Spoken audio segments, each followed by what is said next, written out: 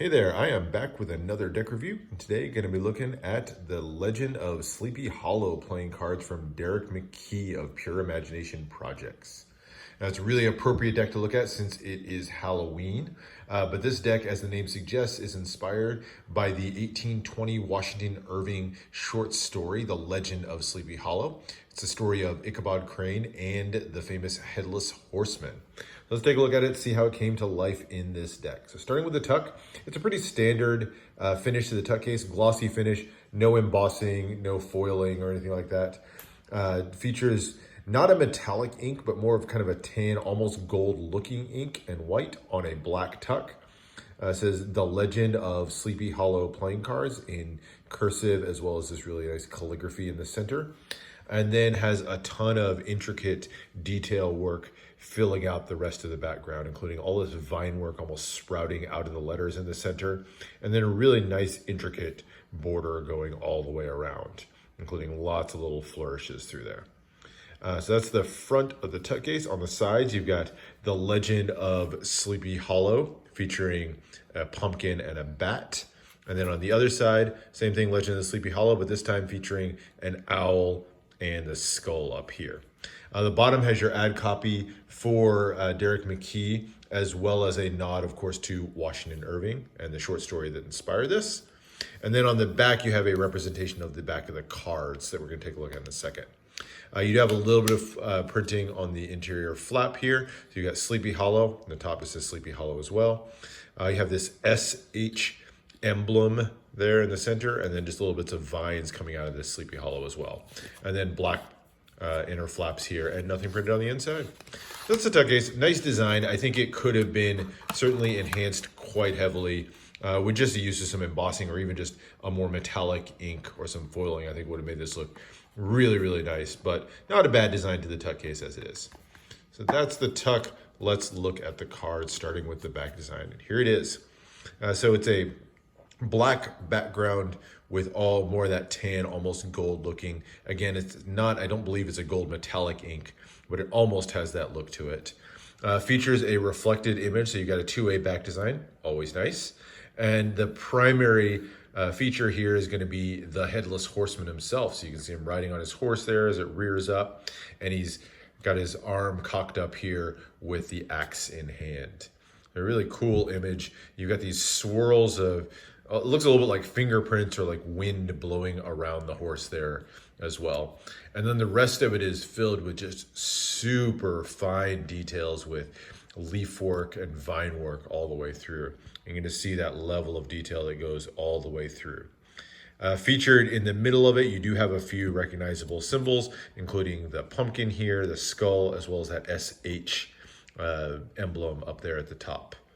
So really beautifully done. Love the two-way back design. Features a thin white poker border all the way around. Keeps a nice functional card. So not bad, pretty good back design. Extra cards that you get, here are your two jokers. Identical in design, but one is black, one is red. They both feature the pumpkin scarecrow there in the middle, a really, really cool image. I love those outstretched arms and just almost the motion and the feel of the wind kind of whipping through there that you can get. You do have these light hand-drawn lines in black here that are almost like the wind blowing through, and then lots of vine and scroll work along the top and the bottom. The two pumpkins feature there where you might normally see the Joker written. The other one's just the same, except now the lines in the back as well as the pumpkins are done in red. So that's your two jokers. Other extra cards, you do get two gaff cards. One of them is a pretty standard double backer. The other one's an interesting double backer. Got the back on one side, and the other one is the face of the tuck case, which is interesting. Something that you can use in a magic trick maybe that also involves the tuck case. Interesting extra little gaff card that you don't normally see in decks. So those are the extra cards. Let's jump into the rest of the deck, starting with the Ace of Spades. The Ace of Spades features this really nice large spade pip in the center. In the middle of it is that Headless Horseman again. And then you've got Sleepy Hollow written on the banners there. And then tons of really fine detail work in there. Getting close so you can see some of that again.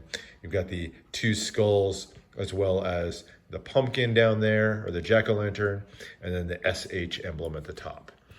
More fine detail on the top and the bottom, and then those hand-drawn win lines all the way through. Have a smaller ace of spades, pip, and index there in the corner as well. The other number cards don't feature that more intricate border, feature a slightly larger index and pip. A little bit strange that the ace and the 2 have different sized indexes in the corner, but not too big of a deal.